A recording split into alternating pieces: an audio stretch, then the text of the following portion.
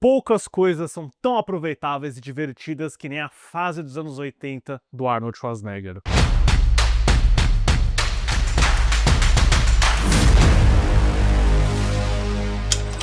Olá, fãs da sétima arte, meu nome é Lucas Nascimento e esse é o Lucas Filmes. E como a gente está bem perto aí da estreia do The Running Man, o sobrevivente do Edgar Wright, que tá prometendo aí ser um espetáculo de ação divertidíssimo, de alto nível, eu acho que é uma boa oportunidade para dar uma olhadinha no filme original de 87, que eu também não tinha assistido, né? Então isso aí serve para todo mundo, para falar sobre O Sobrevivente, o filme de 1987, dirigido pelo Paul Michael Glaser e estrelado pelo nosso grande e adorado Arnold Schwarzenegger. Mas antes, vou pedir para você curtir esse vídeo, se inscrever no canal e ativar o sininho para não perder notificação dos próximos vídeos. Anos 80, estamos aí no período de grande ascensão do Arnold Schwarzenegger como astro de ação, claro, depois do primeiro Exterminador do Futuro do James Cameron, dos dois filmes do Conan e de outros projetos paralelos que iam, explorando essa persona de ação brucutu do Schwarzenegger e até uma veia cômica que viria a ser explorada no ano seguinte do Sobrevivente, né, com os Gêmeos, com o Danny DeVito. 87 é também o ano que sai o clássico Predador original, que deu início a essa franquia que tá aí a todo vapor até hoje. Então é uma fase muito legal, onde o Schwarzenegger tá meio que no auge do seu poder e do seu star power. E O Sobrevivente é um projeto curioso porque ele é baseado num livro do Stephen King, que na época assinava como Richard Bachman, é o mesmo caso que eu comentei da Longa Marcha do Francis Lawrence na semana passada, e é um tipo de filme que nem era envisionado como um grande veículo de ação. O Christopher Reeve foi a primeira escolha para interpretar o protagonista da história, que seria mais fiel ao livro, que é algo que o filme do Edgar Wright também vai fazer.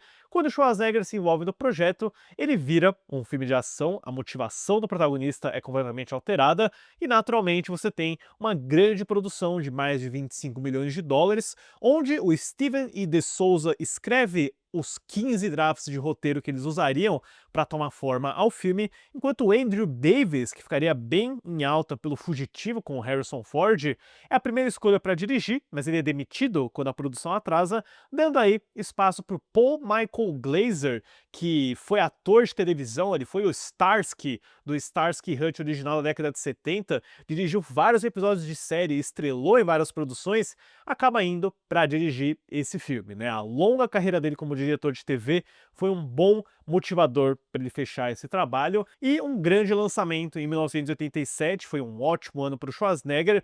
Curiosamente, a gente vai falar sobre o lado financeiro depois, não é um dos grandes sucessos de bilheteria do Schwarzenegger, ele é até mesmo como um fracasso, porém, eu devo dizer que assistindo agora, em 2025, algumas semanas da nova versão sair, é sempre muito legal e divertido ver uma produção dos anos 80 do Schwarzenegger e ver, né, não só o carisma dele, as frases de efeito, mas também a criatividade de tentar levar uma história dessa com os recursos daquela época e também como diversos aspectos que poderiam parecer completamente ficção científica, hoje é absolutamente normal, ainda mais se você trabalha no audiovisual. A história do filme é ambientada em um futuro distópico totalitário onde o grande entretenimento da sociedade reside no programa de competição conhecido como The Running Man, onde seu participante é perseguido por assassinos ao longo de um período de 3 horas. Nesse cenário, o rebelde Ben Richards, vivido por Arnold Schwarzenegger, é forçado a participar para proteger seus amigos e limpar seu nome. Eu devo confessar que eu fui mais impactado por esse tipo de história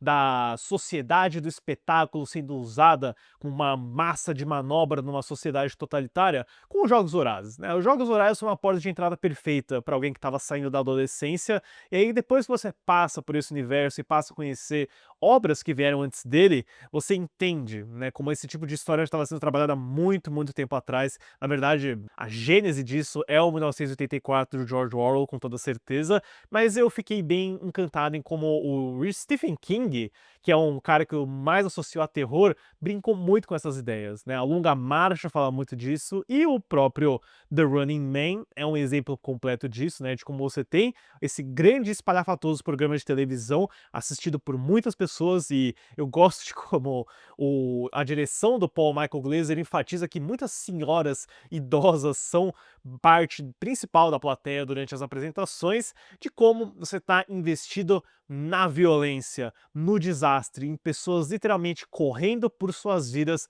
enquanto a audiência vai rolando, as apostas, né, de rua, de boca de urna, por assim dizer, tão altíssimas, super populares. Então é um universo muito interessante. Eu gosto de como o Paul Michael Glaser, ele aproveita ao máximo a direção de arte, as pinturas de Matt Payton para mostrar alguns dos prédios mais detonados, aquela sociedade mais destruída, e também de como ele é bem restrito, né? A grande arena onde os jogos acontecem é basicamente uma rua desolada sempre à noite, com grades perfuradas, com carros capotados e muita fumaça, com uma luz azul dos anos 80 que eu gosto bastante. A trilha sonora do grande Harold Faltermeyer, movida principalmente pelo sintetizador, é muito potente, é muito atmosférica, e mais principalmente eu gosto do Arnold Schwarzenegger. Claro, a gente nunca coloca o Schwarzenegger como um ator talentoso, como um grande ator expressivo, mas ele é absurdamente carismático, divertido, o sotaque tem um grande trabalho aqui. Eu gostei de ver o Schwarzenegger ostentando uma barba durante a primeira parte do filme, é um visual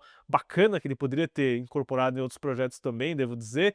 É uma relação sempre muito bizarra ver como eles colocam ele com alguma mocinha, né? Aqui a gente tem a Maria Conchita Alonso, que na minha opinião faz um péssimo trabalho, eu acho que ela não funciona nessa história aqui, mas quando o Schwarzenegger de fato tá no jogo, tendo que enfrentar esses gladiadores super espalhafatosos, como o Sub-Zero, o Dynamo e o Buzzsaw, né, o que garante uma luta de motosserras com o Schwarzenegger, isso é puro suco dos anos 80 e é divertido pra caramba, né? É legal porque você vê o esforço do trabalho de dublês, apesar do Paul Michael Glaser não captar muito bem essas coreografias, né? Eu sinto que tem muito plano fechado, muito corte abrupto durante esses combates. Você tá investido na história porque ela é super simples, direta, os riscos estão bem estabelecidos e você tem a presença carismática do Schwarzenegger ao longo de toda essa parte. Eu gosto também de como ele tem, né, como colega o Yaphet Kotto, que a gente conhece aí pelo Alien, o Oitavo Passageiro, pelo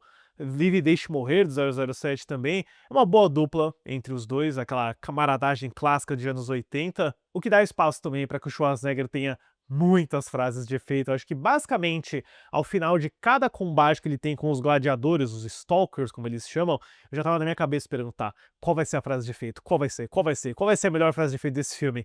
Killian, I'll be back. E é muito funcional, é divertido, e eu dou um grande destaque, claro, acho que para a principal figura antagonista do filme, que é o apresentador de TV, vivido pelo Richard Dawson, que faz aquela persona do game show dos anos 80, mas com muita malícia, claro, né? Ele tem aquela persona do bom moço, aquele carisma evidente, mas, né, eu gosto muito, né? Isso fica muito bem exemplificado pela cena em que ele tá chegando no estúdio, ele esbarra, né, num faxineiro que tá limpando o chão, pede desculpa, fala que tá tudo bem, faz o trabalho dele, e logo depois ele pede a demissão dele da forma mais fria e maléfica possível. É muito bacana ver a interação que ele tem com o Schwarzenegger através de telas, ligações de telefone, o embate final, né, que acaba de forma muito econômica, né, colocando a população a favor do Schwarzenegger, porque acho que a grande mensagem do filme também, né, pelo menos no sentido otimista, é que o povo ele não vai ser enganado pela máquina. Então mesmo que você esteja em um jogo onde você tem que escolher quem vai matar a vítima, mas você vê que a vítima é melhor do que os oponentes, eles acabam torcendo pela vítima. E o Ben Richards acaba virando uma espécie de herói durante o jogo, que é muito divertido, né? Eu gosto de como o filme brinca com esses conceitos de edição, o fato de que o Ben Richards ele é preso e subjulgado porque ele se recusa a atirar num grupo de pessoas desarmadas, e aí tudo isso é montado para parecer que ele atirou nesse grupo de pessoas desarmadas através de truques de edição. Então o fato de algo ser editado para televisão é uma grande twist nesse filme,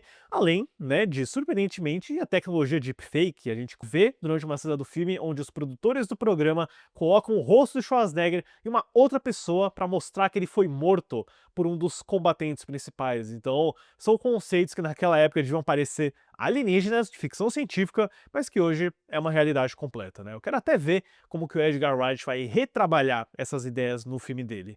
Mas dito isso, eu acho que o Sobrevivente de 87 é um filme rápido, divertido, bem feito, movido completamente pelo carisma do Schwarzenegger e pelas boas ideias do Stephen King, que são bem preservadas na tela, na minha opinião. Para O Sobrevivente de 1987, eu dou uma nota 7. Já no lado financeiro, ele acabou não sendo tão popular, é um dos filmes menos rentáveis da carreira do Schwarzenegger. Ele estreou em 13 de novembro de 1987 com 8,117 milhões, que ajustado para a inflação de hoje, cresce para 23,209 milhões, fazendo um total doméstico, e eu não tenho os valores mundiais também, de 38,122 milhões, que ajustado para a inflação cresceria para 108,997 milhões. Bom, felizmente o Schwarzenegger teria ainda o Predador em 87, esse é o filme mais lembrado daquele ano, mas eu devo dizer que eu me diverti com esse filme, eu acho que vale a pena ser conferido. Deixe nos comentários depois, pessoal, o que vocês acham dessa versão do Sobrevivente e a expectativa de vocês para o novo filme do Edgar Wright. Certo, pessoal? Obrigado pela visita e até a próxima sessão.